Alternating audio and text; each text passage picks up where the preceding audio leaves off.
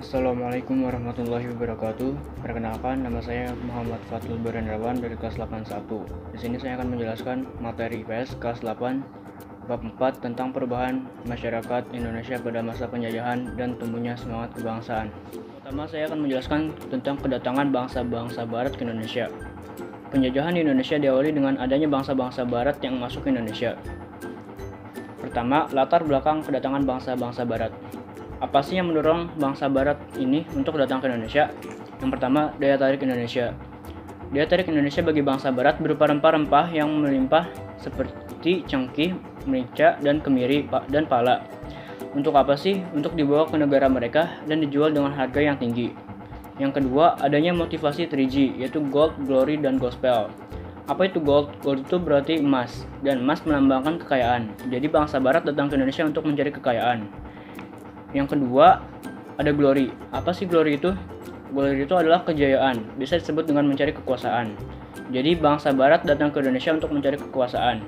Yang ketiga, ada gospel. Gospel itu keinginan untuk menyebarkan agama Nasrani atau Kristen. Jadi mereka datang untuk menyebarkan agama mereka di Indonesia pada saat itu, yaitu Kristen. Yang ketiga, ada revolusi industri. Revolusi industri ini merupakan perubahan tenaga manusia dan hewan menjadi tenaga mesin.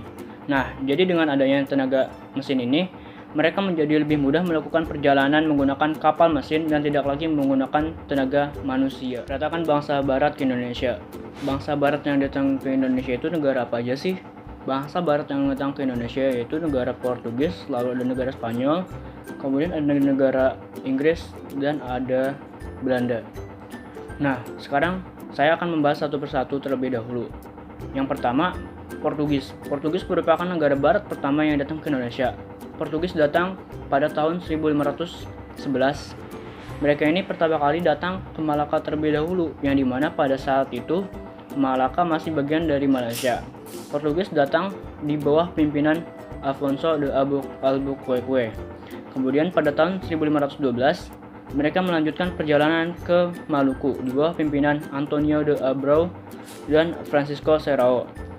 Lalu selanjutnya pada tahun 1521 ada Spanyol sampai di Maluku yang dipimpin oleh Kapten Sebastian del Cano.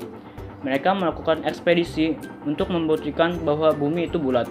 Jadi selain mencari rempah-rempah, mereka ini membuktikan bahwa bumi itu bulat. Selanjutnya ada Inggris, yang pertama kali datang ke Indonesia di Ternate dan Tidore pada tahun 1579, yang di bawah pimpinan oleh Thomas Cavendish. Mereka berhasil mendirikan persekutuan dagang yang diberi nama EIS, yaitu East Indian Company. Lalu ada Belanda, yang awalnya datang ke Indonesia di Banten pada tahun 1596. Di bawah pimpinan Cornelis de Houtman. Ia berhasil membuka jalur dari Belanda ke Indonesia dan pada tahun 1602 didirikan Persekutuan Dagang Belanda yang diberi nama VOC. Saya akan menjelaskan tentang kondisi masyarakat Indonesia pada masa penjajahan. Apa sih yang dialami bangsa Indonesia pada masa penjajahan itu? Yang pertama, bangsa Indonesia mengalami pengaruh monopoli dan perdagangan. Apa sih monopoli dan perdagangan itu? Monopoli dan perdagangan adalah penguasaan pasar oleh perusahaan Belanda. Hal ini menyebabkan masyarakat Indonesia wajib menjual kepada Belanda dengan harga yang serendah-rendahnya agar masyarakat Belanda mendapatkan keuntungan. Hal tersebut tentu sangat merugikan masyarakat Indonesia. Bangsa Indonesia mengalami pengaruh sistem kerja paksa atau kerja rodi. Kerja paksa atau kerja rodi ini pertama kali dibawa oleh Gubernur Jenderal Daendels ke Indonesia. Pada masa kerja paksa atau kerja rodi ini, Belanda lagi-lagi ingin menginginkan keuntungan yang setinggi-tingginya dari Indonesia dengan dua cara. Cara yang pertama yaitu adanya pembangunan jalan di sepanjang jalur Anyar sampai dengan Panarukan. Yaitu dari Banten sampai ke Jawa Timur. Nah, pembangunan jalan ini dimaksudkan untuk kepentingan militer Belanda. Yang menjadi pekerjanya adalah rakyat Indonesia sendiri. Jadi rakyat Indonesia dipaksa untuk membangun jalan sepanjang jalur Anyar sampai Panarukan. Pembangunan ini sangat merugikan sekali bagi masyarakat Indonesia, karena masyarakat Indonesia dipaksa untuk bekerja membangun jalan tersebut dan tidak diberi upah atau gaji, tidak diberi makan, dan ditelantarkan begitu saja oleh masyarakat Belanda. Cara yang kedua adalah penduduk Indonesia juga dipaksa untuk menjadi budak di berbagai perusahaan milik Belanda. Yang ketiga, bangsa Indonesia mengalami pengaruh sistem sewa tanah. Sistem sewa tanah ini merupakan kebijakan yang dilakukan pada masa penjajahan Inggris di Indonesia. Sistem ini dibawa oleh Gubernur Thomas Stamford Raffles di Jawa. Dia merupakan Gubernur Jenderal pada saat Inggris datang ke Indonesia. Sistem sewa tanah ini memiliki berbagai ketentuan. Yang pertama, petani harus menyewa tanahnya sendiri, padahal tanahnya itu jelas-jelas milik mereka. Akan tetapi, petani tersebut harus membayar sewa. Ketentuan yang kedua adalah harga sewa tanah tergantung pada kondisi tanah milik petani. Dan ketentuan yang ketiga adalah bagi rakyat yang tidak memiliki tanah, dia harus menggantinya dengan membayar pajak. Pada sistem kebijakan sewa tanah ini, rakyat dianggap seolah-olah tidak memiliki tanah, padahal jelas-jelas yang mempunyai tanah adalah rakyat itu sendiri. Hasil sewa tanah tersebut bukan untuk rakyat, tetapi sebagian dimanfaatkan untuk kepentingan penjajah yaitu Inggris. 4. Bangsa Indonesia mengalami pengaruh sistem tanam paksa. Kebijakan tanam paksa diberlakukan pada tahun 1830 yang dibawa oleh Johannes van den Bosch. Kebijakan ini memiliki tujuan untuk meningkatkan ekspor untuk menutupi kerugian Belanda. Sebelumnya, Belanda itu mengalami kerugian akibat dari adanya Perang Eropa. Kemudian Belanda memberikan kebijakan tanam paksa untuk melanjutkan penjajahannya di Indonesia. Kegiatan tanam paksa sendiri yaitu dengan menyisihkan tanah sebagian milik rakyat Indonesia untuk ditanami tanaman-tanaman komoditas ekspor seperti kopi, teh, tebu, dan nila. Di dalam kebijakan tanam paksa ini juga terdapat ketentuan-ketentuannya. Yang pertama, rakyat Indonesia wajib menyerahkan 1/5 tanah yang dimilikinya untuk ditanami tanaman komoditas ekspor tadi. Yang kedua, tanah yang ditanami itu dibebaskan dari pajak, jadi tidak dibebani oleh pajak. Yang ketiga, waktu untuk menanam tanamannya adalah kurang dari 66 hari. Yang keempat, kelebihan hasil panen akan diberikan kepada rakyat. Yang kelima, apabila terjadi kegagalan panen, maka itu akan menjadi tanggung jawab pemerintah Belanda. Yang keenam, rakyat yang tidak memiliki tanah harus ikut membantu menanami tanaman-tanaman ekspor tadi dan akan diberikan upah. Yang ketujuh, bangsa Belanda akan mengawasi proses penanaman karena kegiatan tanam paksa ini dipimpin oleh penguasa dari pihak pribumi. Nah, ketentuan-ketentuan yang sudah ditetapkan tersebut diselewengkan oleh pihak Belanda. Di antaranya, tanah yang wajib ditanami itu kan harusnya 1/5 tanah dari rakyat. Akan tetapi, kenyataannya malah lebih dari 1/5 tanah yang dimiliki rakyat tersebut. Yang kedua, tanah yang ditanami itu tetap dikenakan pajak. Jadi, selain rakyat menanami, rakyat juga harus membayar pajak. Yang ketiga, waktu menanaman yang tadinya kurang dari 66 hari, ternyata malah lebih dari 66 hari tanpa adanya upah yang memadai. Yang keempat, jika ada kelebihan hasil panen, maka akan diambil oleh pemerintah Belanda, bukan diberikan pada rakyat Indonesia. Yang kelima, jika terjadi gagal panen, itu bukan tanggung jawab pemerintah Belanda, melainkan tanggung jawab bangsa Indonesia. Pemerintah Belanda ini juga tidak hanya mengawasi begitu saja. Pada kenyataannya, pemerintah Belanda juga melakukan penindasan terhadap rakyat Indonesia yang melakukan tanam paksa. Akibatnya, rakyat Indonesia itu banyak yang tertindas, banyak yang meninggal dunia karena kelaparan dan kekurangan gizi. Kemudian, pada 1870, kebijakan tanam paksa dihapuskan karena mendapatkan banyak kecaman dari pihak Indonesia maupun pihak Belanda itu sendiri. Kelima, masyarakat Indonesia mengalami perlawanan terhadap kolonialisme dan imperialisme. Kolonialisme yang dijalankan bangsa-bangsa Barat membawa penderitaan bagi bangsa Indonesia. Bangsa-bangsa Barat hanya mengurus kekayaan Indonesia demi keuntungan mereka. Kondisi tersebut menimbulkan berbagai macam perlawanan. Yang pertama, perlawanan terhadap persekutuan dagang. Perlawanan terhadap persekutuan dagang ini dibagi lagi. Yang pertama, Sultan Ba'abullah mengusir Portugis. Penyebab terjadinya perlawanan antara Sultan Ba'abullah dengan Portugis pada tahun 1529 adalah Portugis menghalang-halangi perdagangan Banda dengan Tidore.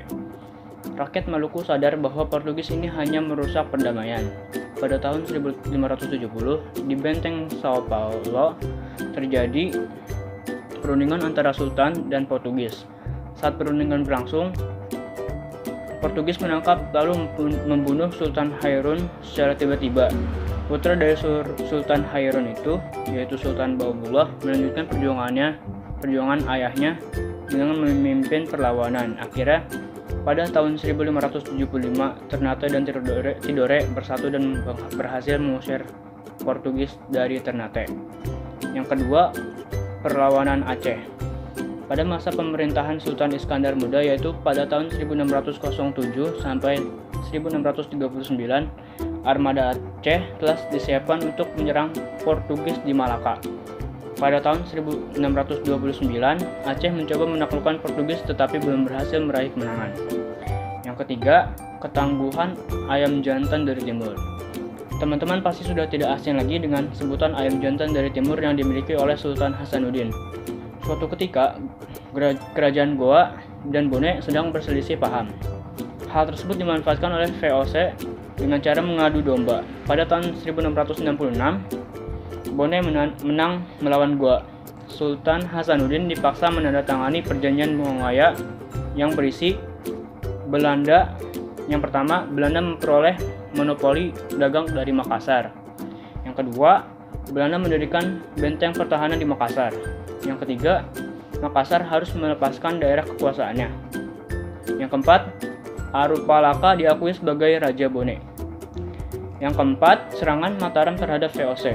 Saat itu terjadi perselisihan antara Mataram dengan Belanda karena nafsu monopoli Belanda. Pada 8 November, Gubernur Jenderal VOC Jan Pieterszoon Koen memerintahkan Van der Merch menyerang Jepara. Nah, sejak saat itu, Raja Mataram Sultan Agung segera mempersiapkan penyerangan terhadap kedudukan VOC di Batavia. Serangan pertama pada tanggal 22 Agustus 1628 dipimpin oleh Tumenggung Baurekso. Serangan pertama tersebut gagal pada 3 Desember 1928 karena kurang perbekalan, kurang matang yang mengatur strategi perang, serta faktor persenjataan. Kemudian Mataram kembali melakukan penyerangan yang kedua pada 1 Agustus sampai 1 Oktober 1928. Namun serangan yang kedua ini gagal juga karena faktor kelemahan yang sama seperti serangan pertama, serta lumbung persediaan makanan yang dihancurkan Belanda. Yang kedua, perlawanan terhadap pemerintah Hindia Belanda. Yang pertama, Perang Saparua di Ambon. Perang Saparua ini terjadi pada tahun 1817, yang dimana pasukan Ambon dipimpin oleh Kapiten Patimura. Patimura berhasil membunuh Residen Van den Burch yang merebut benteng Belanda saat ia memimpin penyerangan di Saparua. Patimura berhasil dikalahkan setelah bantuan Belanda datang dari Batavia. Yang kedua, Perang Padri di Sumatera Barat. Perlawanan kaum Padri dengan Belanda terjadi pada tahun 1821. Kaum Padri dipimpin oleh Tuanku Imam Bonjol, Tuanku Nan Cerdik, dan Tuanku Tambusai, serta Tuanku Nan Alahan. Perlawanan tersebut berhasil membuat Belanda terpojok. Pada 15 November 1825, Belanda mewujudkan perdamaian dengan kaum Padri untuk berkonsentrasi ke perang di Ponegoro. Setelah berhasil memadamkan perlawanan di Ponegoro, Belanda kembali menyerang kaum Padri. Belanda menerapkan sistem pertahanan benteng stelsel. Dengan siasat tersebut, Belanda akhirnya menang yang ditandai dengan jatuhnya benteng pertahanan terakhir Padri di Bonjol pada tahun 1837. Yang ketiga, Perang di Ponegoro. Perang di Ponegoro merupakan salah satu perang besar yang dihadapi Belanda yang terjadi pada tahun 1825 sampai dengan 1830. Perlawanan Pangeran Diponegoro tidak lepas dari kegelisahan dan penderitaan rakyat akibat penindasan yang dilakukan oleh pemerintah Belanda. Pangeran Diponegoro meninggalkan kota dan menyusun strategi perlawanan di luar kota Yogyakarta. Perang Jawa dikumandangkan pada tahun 1825 sampai 1830 untuk mengusir Belanda. Perlawanan tersebut menular sampai Jawa Tengah dan Jawa Timur. Pada bulan Maret 1830, Diponegoro bersedia mengadakan perundingan. Saat perundingan berlangsung, Diponegoro diasingkan ke Manado, kemudian di Makassar hingga wafat pada tahun 1855. Perang Aceh. Perang Aceh terjadi pada tahun 1873 sampai tahun 1904. Semangat perang membela agama Islam, yaitu berjihad, menggerakkan perlawanan rakyat Aceh. Siasat konsentrasi Stelsel dengan sistem bertahan dalam benteng besar oleh Belanda tidak berhasil. Akibatnya Belanda semakin terdesak. Korban semakin banyak dan keuangan terus terkuras. Taktik yang paling mujarab adalah dengan mengadu domba antara golongan ule balang, yaitu golongan bangsawan, dengan kaum ulama. Taktik ini berhasil. Banyak ule balang yang tertarik pada tawaran Belanda, yaitu mengalahkan para ulama. Sejak tahun 1898, kedudukan Aceh semakin terdesak. Yang kelima, perlawanan Sisingamangaraja Sumatera Utara. Perlawanan Sisingamangaraja ini dinamakan Perang Batak dan berlangsung selama 29 tahun. Pertempuran diawali dari Bahal Batu yang menjadi pusat pertahanan Belanda tahun 1877. Pasukan Sisingamangaraja dapat dikalahkan setelah Kapten Christoffel berhasil mengepung benteng terakhir Sisingamangaraja di Pakpak. 6. Perang Banjar. Perang Banjar berawal ketika Belanda campur tangan dalam urusan pergantian raja di Kerajaan Banjarmasin. Pada tahun 1859, Pangeran Antasari memimpin perlawanan setelah Prabu Anom ditangkap Belanda. Pasukan Pangeran Antasari tidak dapat didesak. Perlawanan ini dapat dipadamkan pada tahun 1905. Yang ketujuh, Perang Jagaraga di Bali. Perang Jagaraga ini berawal ketika Belanda dan kerajaan di Bali bersengketa tentang hak tawan karang yang menyatakan bahwa setiap kapal yang kandas di perairan Bali menjadi hak penguasa di daerah tersebut. Pada tahun 1846, Belanda berhasil menguasai kerajaan Buleleng. Setelah itu, Belanda melanjutkan ekspedisi militer tahun 1849. Akhirnya, seluruh kerajaan Bali jatuh ke pihak Belanda setelah rakyat berjuang habis-habisan. Yang ketiga, saya akan menjelaskan tentang tumbuh dan berkembangnya semangat kebangsaan. Sejak terjadi banyak kegagalan perlawanan di Nusantara, bangsa Indonesia sadar bahwa penyebab kegagalan tersebut akibat kurangnya persatuan dan kesatuan pada saat melawan penjajah. Yang pertama, saya akan menjelaskan tentang latar belakang munculnya nasionalisme di Indonesia. Faktor apa saja sih yang melatar belakangi terjadinya pergerakan nasional di Indonesia? Faktor-faktor yang melatar belakangi terjadinya pergerakan nasional di Indonesia, yang pertama, perluasan pendidikan, yang kedua, kegagalan perjuangan di berbagai daerah, yang ketiga, rasa senasib penanggungan, yang keempat, perkembangan organisasi etnis, kedaerahan dan keagamaan, yang kelima, berkembangnya berbagai paham baru, yang keenam, berbagai peristiwa dan pengaruh dari luar negeri. Berbagai peristiwa dari pengaruh luar negeri ini yang menjadi pendorong pergerakan nasional Indonesia, yaitu yang pertama, kemenangan Jepang atas Rusia pada tahun 1905. Yang kedua, berkembangnya nasionalisme di berbagai negara. Yang kedua, organisasi pergerakan nasional Indonesia. Apa saja sih organisasi pergerakan nasional Indonesia? Yang pertama, ada organisasi Budi Utomo. Budi Utomo merupakan organisasi modern pertama di Indonesia yang berdiri pada 20 Mei 1908. Organisasi ini didirikan oleh beberapa mahasiswa kedokteran Stovia yang diketuai oleh Dr. Sutomo. Yang kedua, Organisasi Sarekat Islam.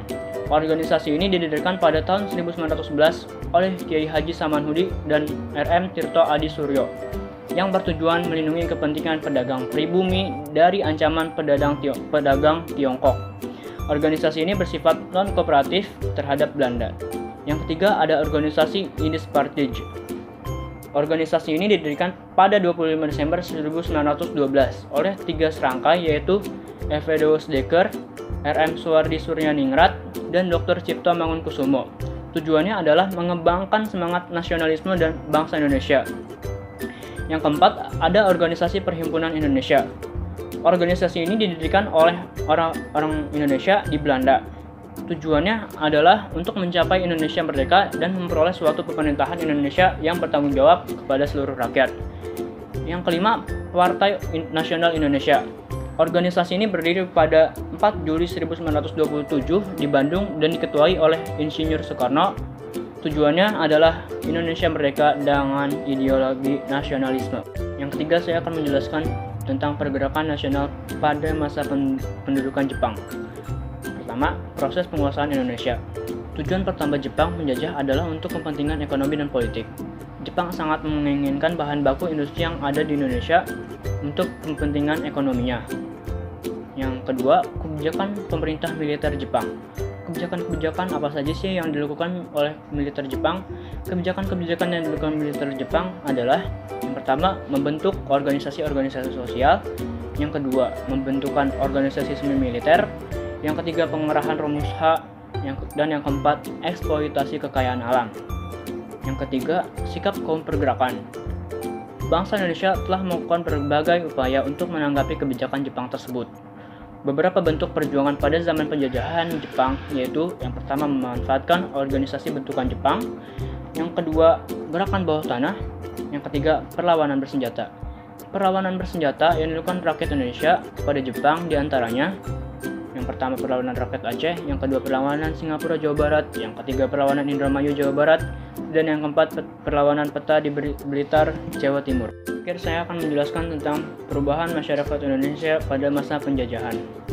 Terjadinya kolonialisme dan imperialisme di Indonesia menyebabkan berbagai perubahan masyarakat Indonesia. Apa saja sih perubahan yang dialami bangsa Indonesia pada masa penjajahan?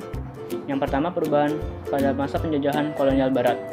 Perubahannya yaitu yang pertama perluasan penggunaan lahan, yang kedua persebaran penduduk dan urbanisasi, yang ketiga pengenalan tanaman baru, yang keempat penemuan barang tambang, yang kelima transportasi dan komunikasi, yang keenam perkembangan kegiatan ekonomi, yang ketujuh mengenal uang, yang kedelapan perubahan dalam pendidikan, yang kesembilan dalam aspek politik, yang kesepuluh perubahan dalam aspek budaya.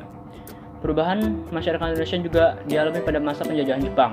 Perubahannya yaitu yang pertama, perubahan dalam aspek geografi, yang kedua perubahan dalam aspek ekonomi, yang ketiga perubahan dalam aspek pendidikan, yang keempat perubahan dalam aspek politik, yang kelima perubahan dalam aspek budaya.